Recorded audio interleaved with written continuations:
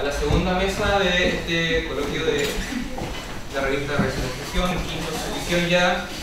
Les recuerdo el tema de hoy, bueno, este año representación de lo femenino, mujer como sujeto histórico, feminismo. Vamos a seguir la misma lógica que la mesa anterior, por lo tanto vamos a realizar una ronda de preguntas hacia el final. En primer lugar, vamos a tener la presentación de la profesora María Espinosa Mastrán. Ella es licenciada y magíster en Historia de esta casa de estudios y prontamente doctora en Historia de la Universidad de York. Se desempeña como docente en Balance y Perspectiva del siglo XX, Contemporánea 2, junto al profesor Armando Barría. Además, ha trabajado también en esta revista en números anteriores. Y hoy nos presenta su trabajo, El feminismo y el problema de la tradición. Muchas gracias, Miguel. Bueno, una aclaración. Recién voy a ingresar al doctorado, así que bueno, primero agradecer por la invitación a todo el equipo de la revista, que hacen una labor muy importante dentro del instituto para fomentar la participación de los estudiantes en términos de iniciar las investigaciones en el castillo y en la vida académica cada uno, y agradecer la invitación y siempre un agrado poder compartir en el coloquio. Lo que me interesa hablar hoy es, como dijo Miguel, el problema del feminismo y la tradición.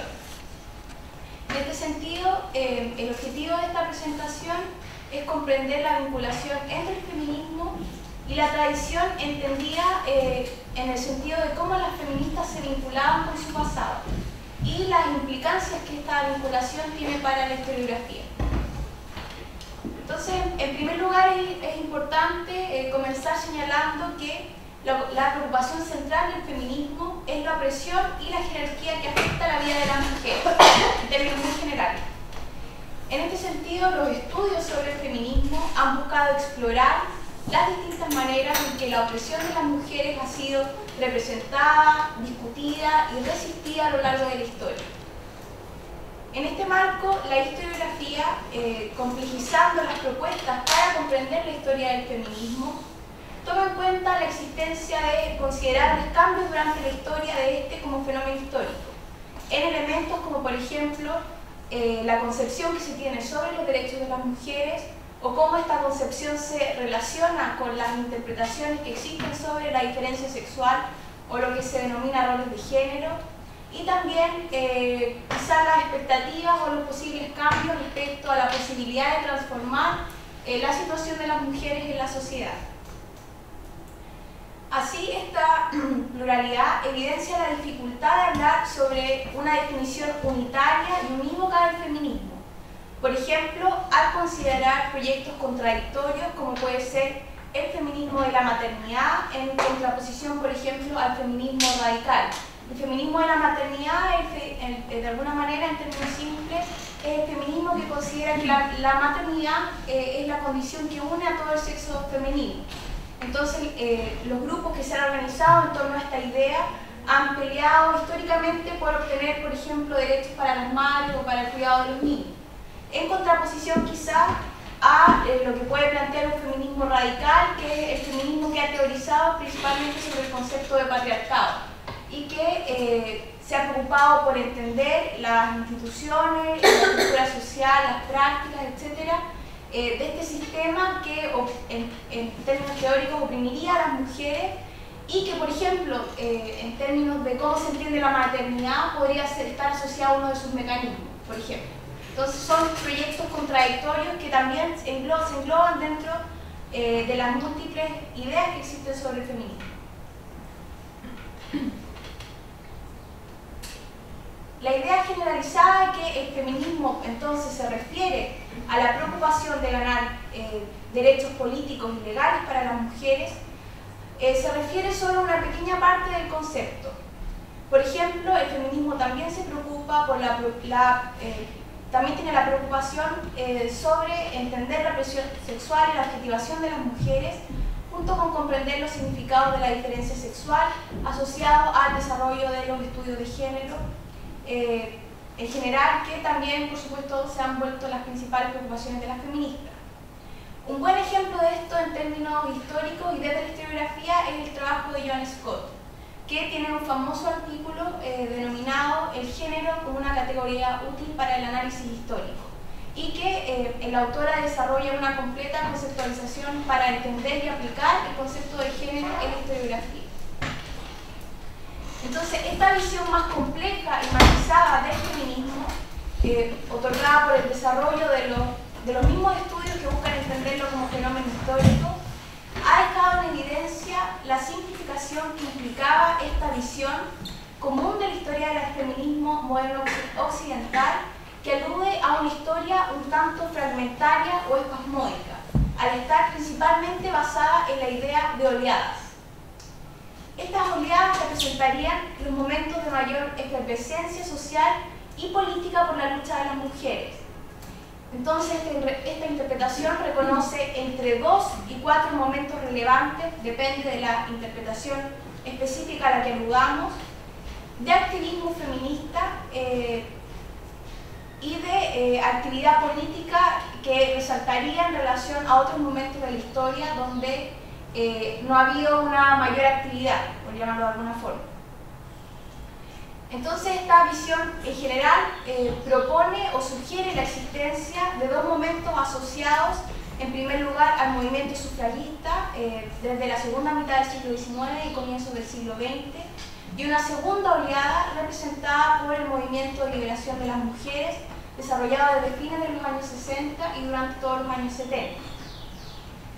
En este sentido, por ejemplo, ha sido difícil evaluar algunos periodos históricos, como el periodo entre guerras, principalmente los años 20 y los años 30, o el periodo inmediato post-1945, desde la perspectiva de la historia del feminismo moderno, principalmente porque ha sido opacado o invisibilizado por esta misma emergencia explosiva del movimiento sufragista o el movimiento de liberación de las mujeres.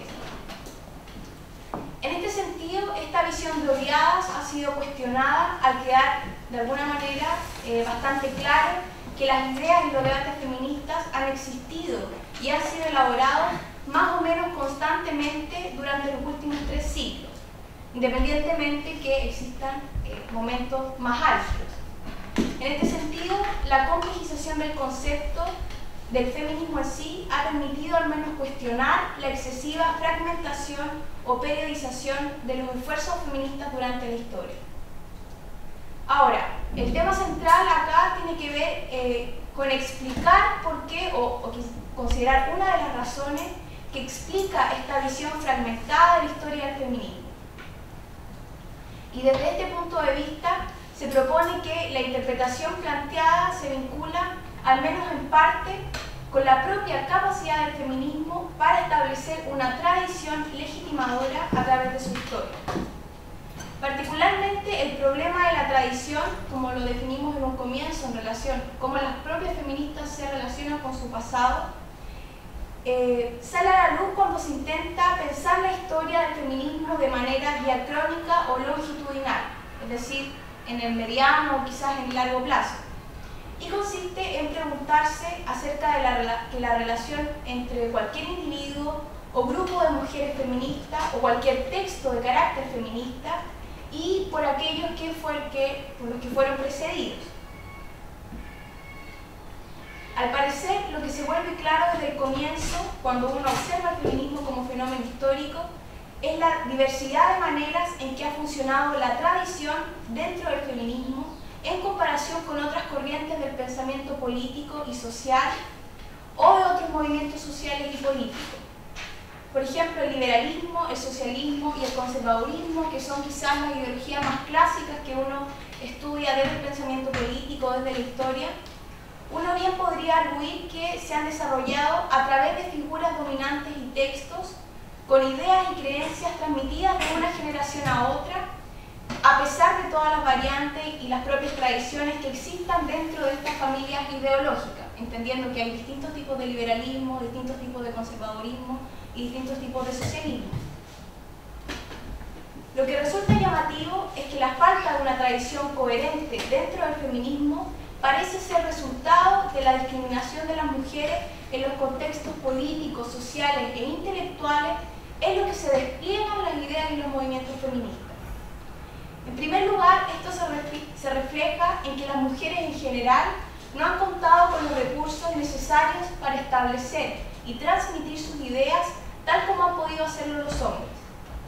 Por ejemplo, pocas mujeres eran herederas sustanciales de las fortunas familiares o capaces de ganar el sustento necesario para establecer, por ejemplo, centros de difusión de sus ideas o periódicos influyentes, de tal manera que el feminismo ha carecido, o por lo menos careció hasta la primera mitad del siglo XX, de la infraestructura institucional que permite a grupos como, por ejemplo, los primeros economistas políticos o los primeros filósofos radicales convertirse en actores poderosos e influyentes y configurar al mismo tiempo tradiciones de pensamiento más claras y coherentes. Incluso desde mediados del siglo XIX y comienzos del siglo XX, cuando ya los movimientos de mujeres están organizados, el financiamiento de periódicos de escuelas sigue siendo un asunto problemático. Más aún, las escritoras, activistas o teóricas feministas nunca han tenido el tipo de prestigio o patrocinio que haría atractivo para las generaciones posteriores buscar conexiones con ellas como una manera de mejorar su propio estatus o sus posibilidades. Esto último se vincula al segundo factor, que resalta la dimensión del género de la esfera pública como un tema central. Y acá está muy relacionado con lo que exponía la profesora Virginia. La naturaleza masculina de la esfera pública y el desarrollo complementario de una esfera femenina privada a lo largo del siglo XVIII se desarrolló no solo con la consistente crítica a cualquier rol público de la mujer, sino que también implica que cualquier vinculación en la esfera pública de las mujeres era en sí mismo inmoral. Y por eso se explica de alguna forma que quizás Isabel, la única forma de posicionarse como una mujer poderosa en el espacio público era a través de resaltar su condición de virgen y de alguna forma de su castidad o de su virtud. Esto va a quedar más claro con el ejemplo que voy a dar. En el fondo lo que significa es que la mínima desviación de las buenas costumbres de las mujeres influyentes o prominentes significa el completo ostracismo social. Dentro de la historia del feminismo, el caso de Mary Wollstonecraft, quien es considerada en la actualidad una de las fundadoras del feminismo moderno, anglosajona en el siglo XVIII, es quizás el caso más paradigmático y refleja la dificultad para establecer esta tradición feminista. Dee Rowland, que es una columnista británica, ha escrito que Mary Wollstonecraft murió 2 veces. La primera vez producto de una infección que le quitaría la vida 10 días después del parto que trajo al mundo a su hija, la escritora Mary Shelley. La segunda vez, Wollstonecraft muere simbólicamente producto de la biografía escrita por su esposo, el filósofo William Godwin, que intencionadamente asesina su reputación producto del escándalo que sigue a la revelación de su vida privada, poco convencional, e hizo de su nombre un sinónimo para la pasión ilícita y las relaciones sexuales irregulares. Que el legado de Wollstonecraft fuese desechado, al menos públicamente, durante más de un siglo, por estos acontecimientos, refleja el hecho de que las mujeres eran siempre transgresoras cuando se hacían conocidas públicamente, y de ahí que no tuviesen la capacidad de otorgar legitimidad a otras feministas, o que valiese la pena que mujeres de épocas posteriores intentaran conectarse con sus predecesores. Según Barbara Kane, que es otra historiadora del feminismo británico, el contraste entre el feminismo y otros discursos sociales, políticos y filosóficos de fines del siglo XVIII y comienzos del siglo XIX, como por ejemplo el de la economía política, es ejemplificador. Pocos economistas del siglo XIX escribieron alguna vez sin referirse a su conexión a la gran tradición que alcanzaba a Adam Smith, Malthus, Ricardo y John Stuart Mill. Pero incluso menos feministas en el siglo XIX indicaban alguna conexión directa con Mary Wollstonecraft. Mientras la conexión con Smith, Malthus o Mill confiere automáticamente legitimidad e importancia a los escritores masculinos, las conexiones con Wollstonecraft sugerían solo laxitud moral. Así, muchas mujeres preocupadas por avanzar en la causa de la emancipación de las mujeres o evadían cualquier referencia directa o buscaban deliberadamente distanciarse de su nombre y de las transgresiones sexuales que ese nombre inmediatamente traía asociadas. Esta vinculación entre la falta de una tradición legitimadora y transgresión producto de la marginalización de las mujeres de la esfera pública hace que el feminismo esté especialmente sujeto a las discontinuidades y quiebres y por ende constantemente bajo la necesidad de rescate y recuperación, y por eso es que resulta tan importante el desarrollo de una historiografía feminista propia.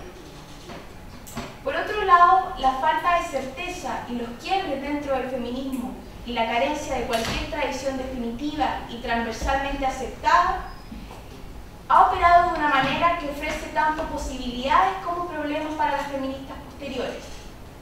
Por un lado, esta falta de tradición fuerte y una tradición legitimadora ha significado que cada generación de feministas sienta que está partiendo desde cero o tratando de enmendar los errores de las generaciones previas, lo cual evidentemente representa un obstáculo a sus esfuerzos para demostrar el significado o la importancia de sus preocupaciones. Por otro lado, también la falta de una tradición institucionalizada ha conferido gran libertad para leer y reconstruir el pasado, como desean las feministas de acuerdo a sus necesidades del momento, dándoles la posibilidad de romper con este pasado y formular nuevas teorías y programas con un alto grado de libertad. Sin embargo, según algunas autoras, principalmente desde una perspectiva política, uno de los riesgos que implica esta postura, que busca distinguirse antes que encontrar puntos de encuentro entre las luchas y los problemas de las diversas generaciones feministas, y que de cierta forma fundamenta esta metáfora de oleadas que ve el activismo surgir y disiparse, ir y venir, es que la discriminación etaria se vuelve una dinámica fundamental del movimiento. Esto se explica, o se explicaría, según algunas autoras, porque las feministas más jóvenes se sienten, entre comillas, mejores o más avanzadas que las generaciones previas, y evaden a toda costa repetir las dinámicas descendidas y los errores entre comillas, que han llevado a que las cosas no sean como debiesen ser, bajo esta perspectiva feminista. Así, una feminista británica escribe, la creencia de que somos mejores, que no estamos igualmente viciadas ni comprometidas, saliendo del paso sin ni siquiera notar nuestros errores, es inspirador, incluso si nos dejan dando en círculos. Históricamente, bueno, hasta ahí la cita de la autora. Históricamente esto se ve reflejado, por ejemplo, en el activismo feminista de izquierda de los años 60 y de los años 70, que muchas veces denigró la lucha sufragista de principios del siglo XX, menospreciándola como una campaña racista y propia de mujeres acomodadas, lo cual resulta bastante paradójico porque posteriormente estas mismas feministas que hacían esta crítica a las sufragistas reciben la misma crítica planteada durante los años 80, luego de la diversificación del movimiento de liberación de las mujeres y principalmente a propósito de la influencia de las feministas negras. Desde este punto de vista, la estrecha vinculación de las académicas de la historia con el movimiento feminista, entendiendo que toda la historiografía feminista surge al alero del movimiento de liberación de las mujeres en los años 70, y la dinámica también de percepción dentro del feminismo respecto a sus predecesoras, explica de alguna manera que la historiografía haya replicado esta visión espasmódica y fragmentaria. Esto evidentemente no quiere decir que no existan diferencias, ni pluralidad, ni quiebres importantes dentro del feminismo. Por el contrario, sin embargo, resulta problemático, aunque comprensible de esta dinámica política académica, que la historiografía haya acentuado excesivamente las rupturas, destruyendo cualquier tipo de sentido de continuidad, causalidad y tradición. Eso, gracias.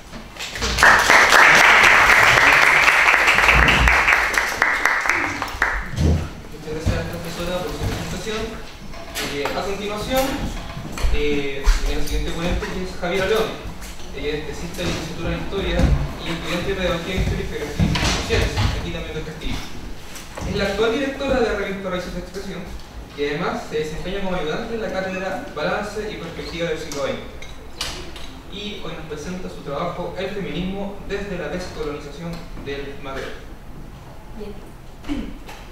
Un poco lo que decía Fernanda ahora es, quizá tomo bastante de lo que dice ella respecto al problema del feminismo y cómo lo llevamos hacia atrás, pero en relación a un contexto que nos parece mucho más lejano, que además que no solo es que se enraiza en la década de los 60 y los 70 con el periodo de descolonización del Magreb, sino que además tiene una carga bastante potente de esta distancia que establecemos con el mundo oriental.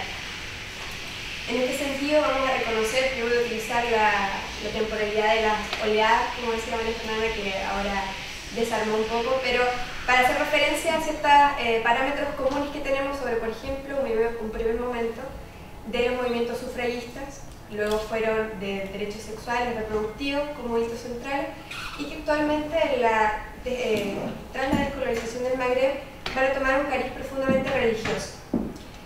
Y lo interesante de este tema, o la preocupación que surgió en mí por investigarlo a partir de un estado de la cuestión que desarrollé el semestre pasado, se vincula precisamente al ámbito religioso que puede o no tener un feminismo.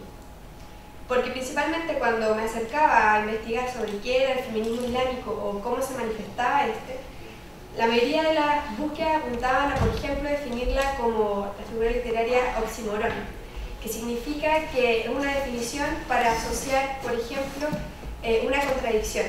Un ejemplo de un oxímoron es un instante eterno, es un sinsentido, una metáfora de algo que no puede ser. Así leí inicialmente qué era un feminismo y qué era el feminismo islámico. Y a partir de eso me pareció que era bastante curioso, porque no encontré a ciencia cierta que hubiese una contradicción. Sin embargo, cuando lo compartía con algunos compañeros, ponían cara como de, ¿es eso posible? ¿No es efectivamente una contradicción?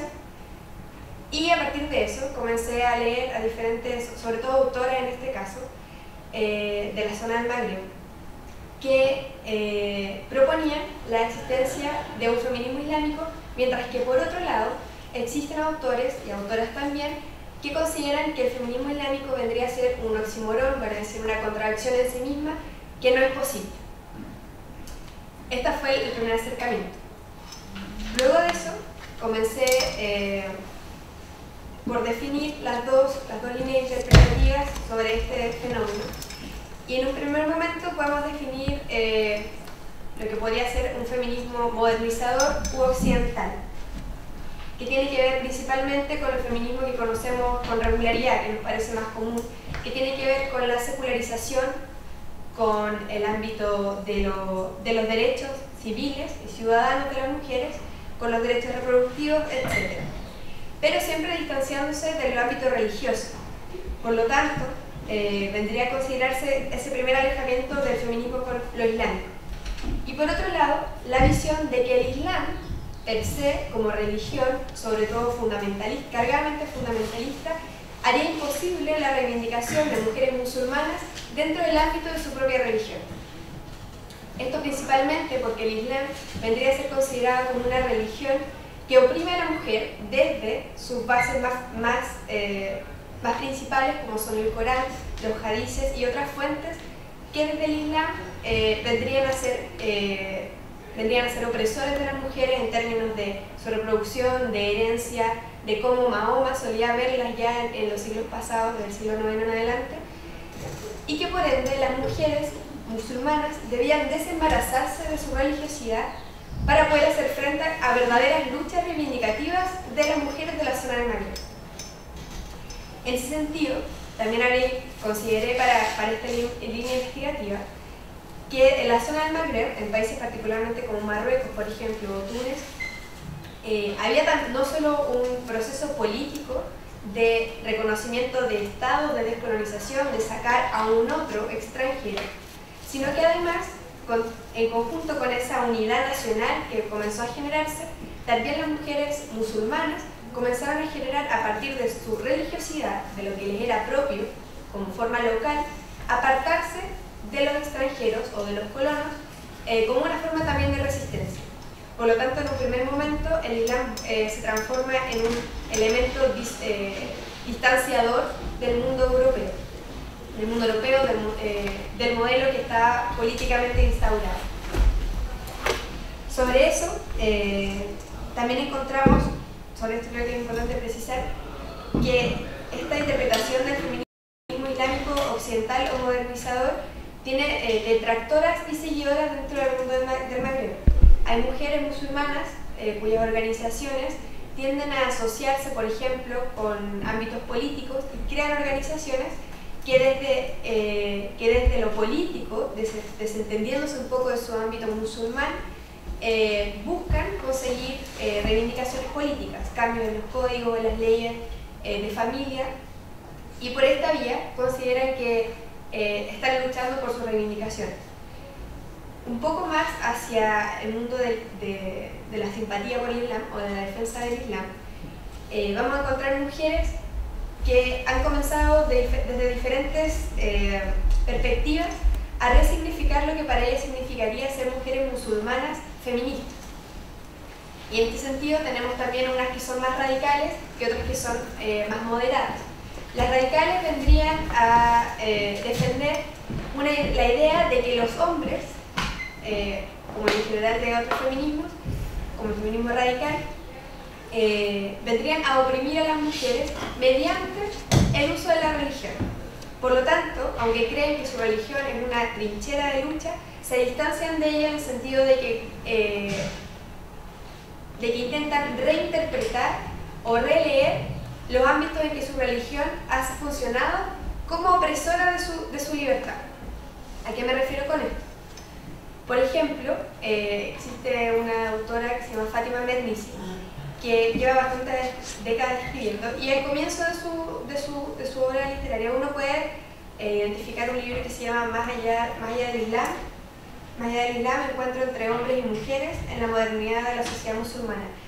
Y en ese libro ella considera que el feminismo islámico no puede existir, y publica también otro libro que se llama La burka como excusa, que explica que en definitiva cualquier acercamiento o uso que se le den desde la religión las mujeres feministas estaría siendo invalidado automáticamente, porque estaría valiéndose de un elemento que está marcadamente utilizado por la sociedad machista de sus respectivos países. Sin embargo, a lo largo de los años y actualmente podemos encontrar en sus escritos reinterpretaciones de esto que ella alguna vez dijo en un momento, en los que le ha dado una vuelta a su interpretación, defendiendo que en definitiva cualquier forma de lucha o de defensa de los derechos de las mujeres que se haga desde el punto que se haga, considerando para ello el Islam, es una forma válida y posible de generar cambios en favor de las mujeres musulmanas.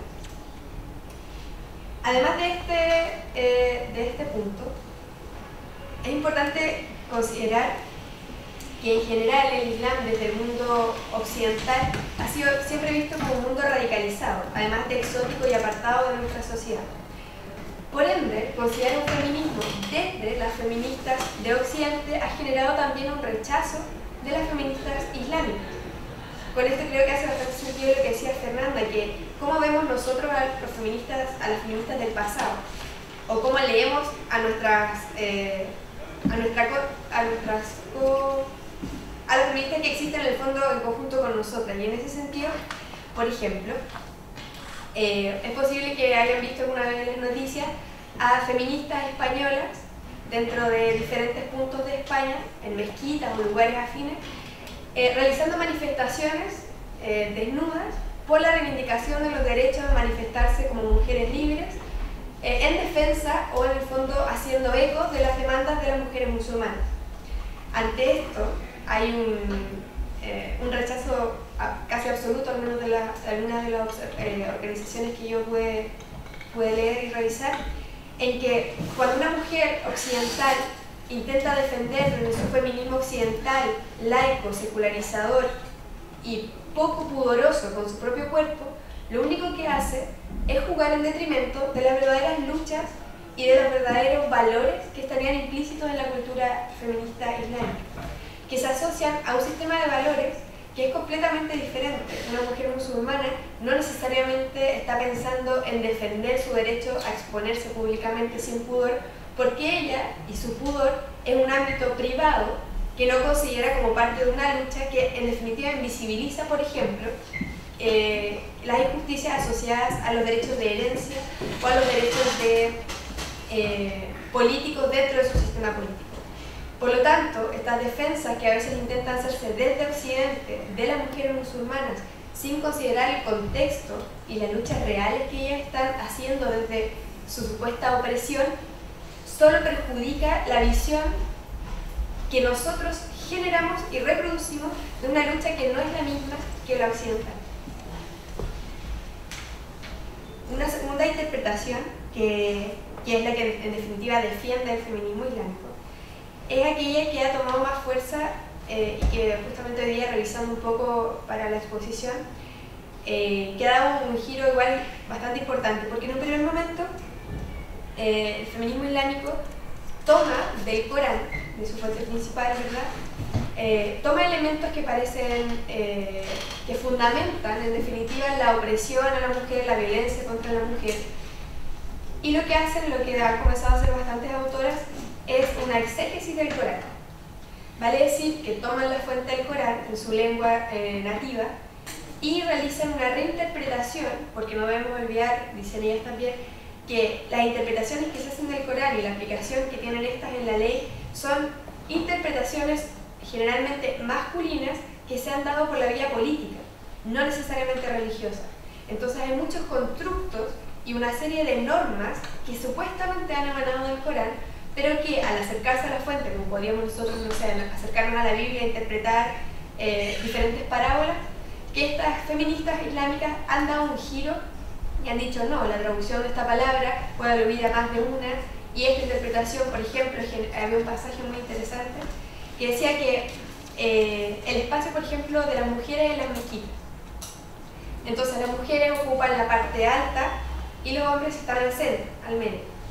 Esto, por ejemplo, no estaría en el Corán. ¿Y cómo lo dicen ellas? En el fondo, ¿cuál es la evidencia de esto?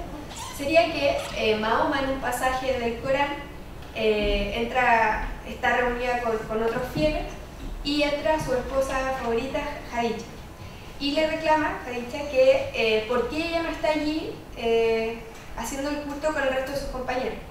A lo que Mahoma respondería afirmativamente que en verdad no existe ninguna razón de por qué ellas deben estar apartadas, y las incluye. Este pasaje en el fondo daría cuenta de que Mahoma en ningún momento mandaría a realizar una división entre hombres y mujeres para realizar el culto. Sin embargo, hombres que han manipulado o que han estado en el control político del ámbito religioso y que han considerado, como hemos visto en el pasaje de las ponencias que se han realizado anteriormente, han considerado a la mujer con un potencial subversivo que pone en riesgo, por ejemplo, al hombre, lo distrae, lo aleja, lo lleva a asumir ciertas pasiones, lo saca del camino de la religiosidad. Pero este factor vendría a ser un elemento que los mismos hombres ponen como herramienta de control de las mujeres por su temor a la subversión, y no algo que la religión específicamente considere como un ámbito separado.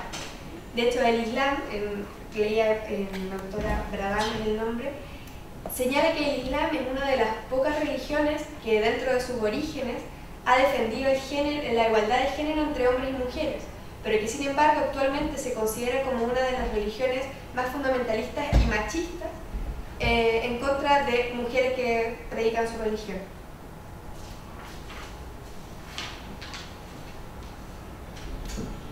En definitiva, porque este es un tema que investigué, consideré estas dos líneas investigativas, en que por un lado hay un feminismo occidental y que no valida por sí mismo al feminismo islámico, y otra que la considera como una trinchera válida y representativa de una realidad que, si bien es diferente a la nuestra, tiene asidero en un contexto como la zona del Magreb.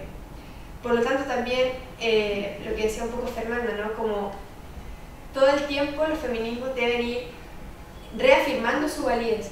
Y en este sentido también, por ejemplo, ahora el feminismo islámico ha pasado a un nuevo nivel que tiene que ver con el postfundamentalismo, en que las mujeres que comenzaron a hacer una relectura del Corán dicen, bueno, ¿qué pasa si es que el Corán efectivamente está diciendo está señalando algún apartado misógino? ¿Hasta dónde quedamos? ¿Cuál es en el fondo la proyección de ese feminismo si se queda coartado con una interpretación fundamentalista en base al Corán?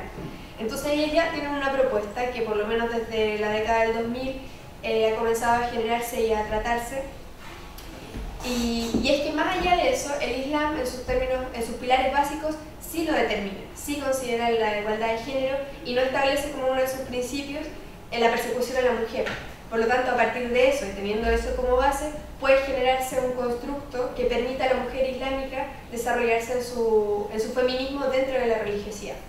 Como fue alguna vez, como señalaba también hoy día, la esclavitud era un elemento que aparecía en algún momento aceptada como dentro del Corán, pero que con el paso de los tiempos y las mutaciones de las sociedades se consideró que no correspondía ser aplicado y nunca más se vuelve a aplicar.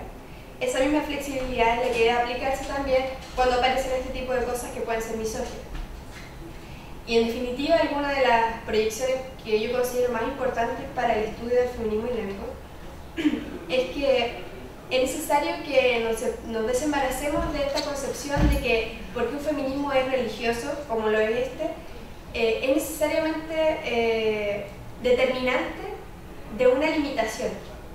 Porque asumir que una mujer, por ser religiosa islámica, que pareciera ser peor, no es capaz de darse cuenta de que sus reivindicaciones no van a poder ser tales, es en el fondo entrar a cuestionar luchas que son cada vez más locales y que responden siempre a contextos. Y además, como también de lo que decía Fernanda, olvidar que, por ejemplo, los movimientos feministas católicos de la década de los 20 fueron los que también posicionaron el tema del feminismo y la teoría de la liberación como un pilar fundamental también de lo que son los movimientos actualmente, de lo que somos herederas. Por lo tanto, como historiadores es importante que quitemos el sesgo que aparentemente pone la dualidad Occidente y Oriente y seamos capaces de entender que estos fenómenos feministas y religiosos son igualmente válidos que otros que nos parecen que son occidentales y que por eso, porque son seculares, no alcanzan un cierto nivel o una cierta validez. Eso sí, muchas gracias.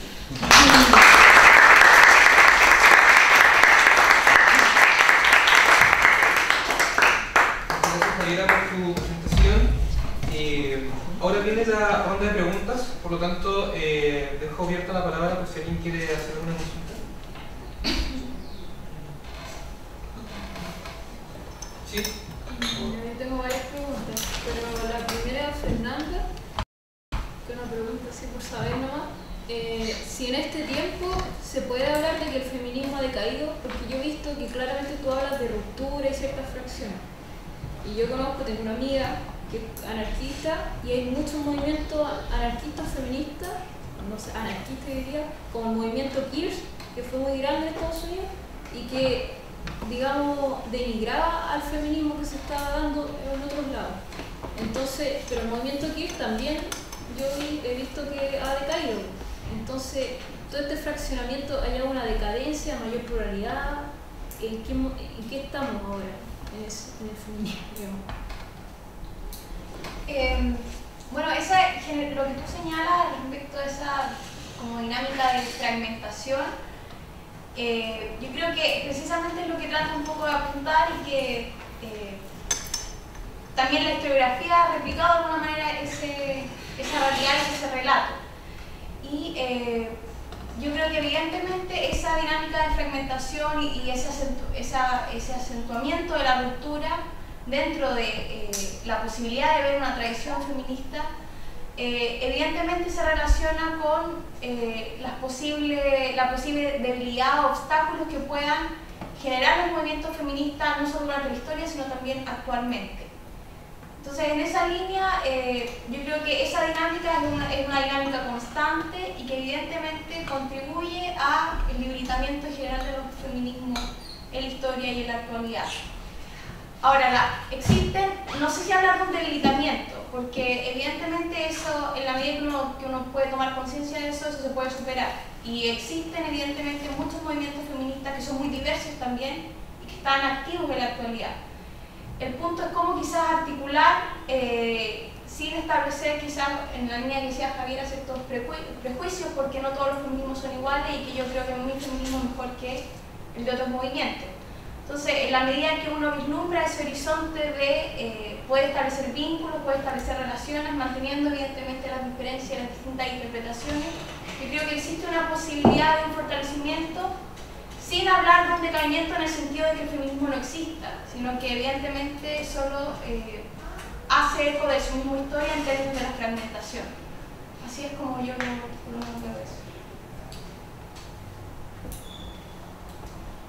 La otra pregunta, Javiera,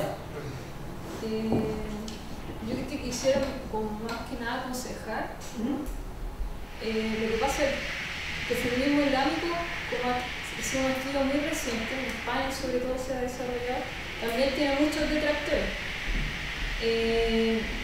Y yo te quisiera invitar más que nada, tomaste una línea ahora que es muy misógina el Islam, que es muy fundamentalista. Entonces, ¿de qué Islam estamos hablando? Porque hay muchos tipos de Islam, y por ejemplo yo en Santiago hay un centro islámico chiita y que se ríe mucho el feminismo islámico porque las mujeres allá se sienten pero mejor que nosotras occidentales, por decir así. Entonces, lo que yo veo, más que nada, es que tú tomaste Marruecos y Túnez. Yo te aconsejo de tomar qué tipo de religión hay allá, porque en Marruecos hay una monarquía y es wahabita, y de verdad que lo pasan mal las mujeres.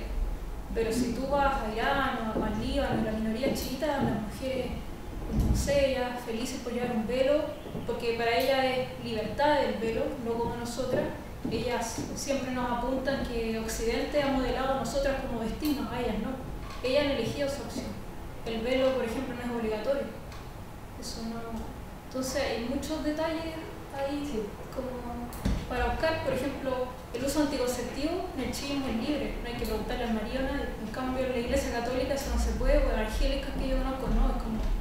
Entonces hay mucho avance, pero también hay sectas como el wahabismo, los takfir, los salafitas, que realmente sí tratan como perro a las mujeres, les dicen las bolsas de basura, por ejemplo en Arabia Saudita que están, eso sí que lo pasan mal, pero si tú vas a Irán, por ejemplo, hay una universidad de Teherán que es tremenda, mejor que la de acá, está posicionada no sé cuánto del mundo, y que hay una carrera de estudios de la mujer iraní, y dentro de los ramos es, no sé, estereotipos en la tele de la mujer iraní, están muy, muy avanzadas.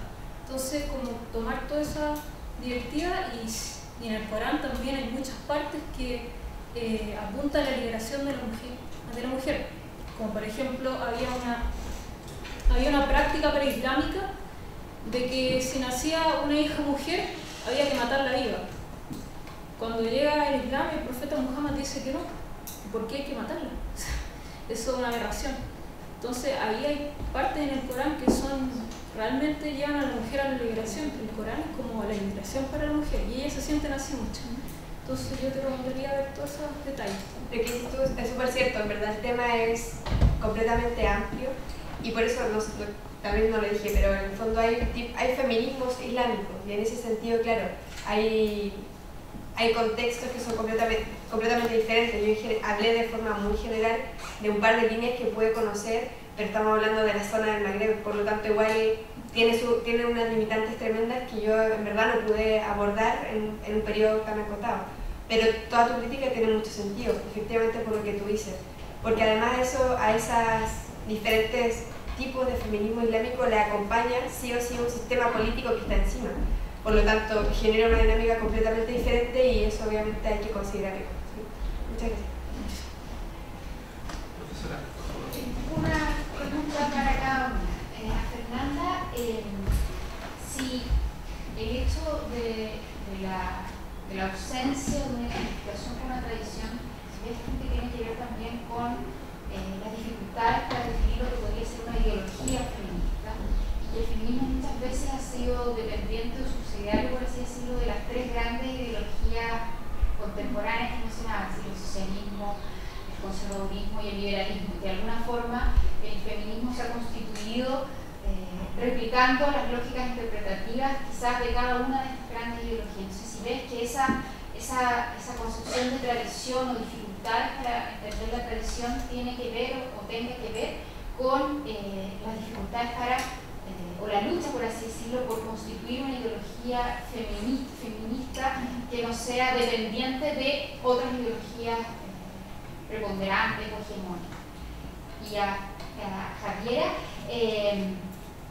a propósito del feminismo islámico, y quizás liberando un poco de la condición geográfica del Islam, que yo creo que evidentemente hay ámbitos o espacios de mayoría musulmana, pero también por el hecho de ser una religión está, por así decirlo, presente en los individuos y no necesariamente en el territorio. Y desde esa perspectiva, ¿qué formas o variantes has podido ver o identificar en esto a propósito de lo que podría ser el feminismo islámico europeo, por ejemplo?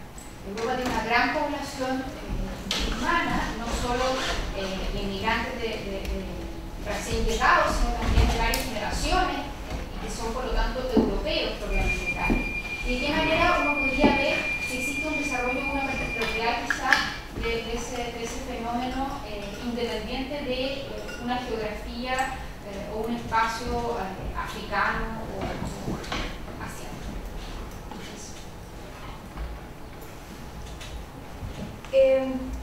Sí, o sea, se podría pensar que la dificultad quizás de establecer una tradición feminista tiene que ver con esta idea de que el feminismo de alguna manera se ha constituido como interpretaciones o toma elementos de otras ideologías o de las principales familias ideológicas para constituirse como tradición. Eso quizás puede ser una idea que yo creo que circula en la academia o en muchos estudios quizás que lo evalúan como tradición propia o como ideología, como si efectivamente se puede hablar del feminismo como ideología. Ahora, desde mi perspectiva, principalmente asociado a lo que ha dicho Michael Frieden, porque él es el estudioso que yo más he considerado cuando se habla de ideología, yo creo que esta dependencia o interrelación en términos más generales entre las distintas familias ideológicas no es algo exclusivo del feminismo. O sea, por ejemplo, si uno piensa incluso en términos de relaciones más básicas, el socialismo nace como al alero del liberalismo y cuando el socialismo se fortalece, el liberalismo se transforma y se vuelve un liberalismo más moderado, un liberalismo que acepta, por ejemplo, la intervención del Estado o que acepta medidas de bienestar, muy distinto al liberalismo inicial, que era en ese término, pensaba de manera mucho más radical la libertad del individuo, por ejemplo, antes de la intervención política del Estado. Entonces, en ese sentido, evidentemente que el feminismo se relaciona, sobre todo si pensamos en las oleadas, la primera oleada con el surgimiento del liberalismo y toda la tradición de la Ilustración, la Revolución Francesa, etc. Luego con el surgimiento del socialismo y el anarquismo, también un propio feminismo en vinculación a esas tradiciones. Eso es real, pero no creo que sea una dinámica exclusiva del feminismo, sino que es algo transversal a todas las ideologías y tiene que ver principalmente con comprenderlas como familias ideológicas que son complejas y que no son cerradas, sino que hay zonas grises, hay puntos de encuentro entre todas las distintas familias. Entonces no creo que pueda influir en términos de que existe esa idea, no sé si como prejuicio, pero sí como una idea, un lugar común. Pero si uno profundiza en general en el estudio de la ideología, uno se da cuenta quizás que es una dinámica que comparten todas las familias ideológicas y las distintas variantes dentro de la ideología. Entonces, operaría en el sentido de prejuicio, pero no en términos de reales de cómo se constituyen las tradiciones ideológicas. En el caso del feminismo islámico, lo que yo puedo ¿verdad? Acercarme de lo que pasa en España, creo que una particularidad tiene que ver con el concepto como de multiculturalismo, puesto que las mujeres musulmanas en España están en gran cantidad. En general creo que el feminismo islámico allí tiende a ser más potente por el sentido de la diferenciación, pero también por el conflicto que puede generar como socialmente el encuentro, por ejemplo, con las mujeres veladas. Entonces, si bien tienen, por ejemplo, acceso a la educación y a diferentes cargos políticos en algunos casos, entran también en enfrentamiento o en cuestionamiento con el mundo occidental español que a veces desacredita por el uso del pelo. También creo que está bastante estereotipado o choca mucho más. Pero eso es lo que yo, en verdad, muy por encima conozco. Gracias.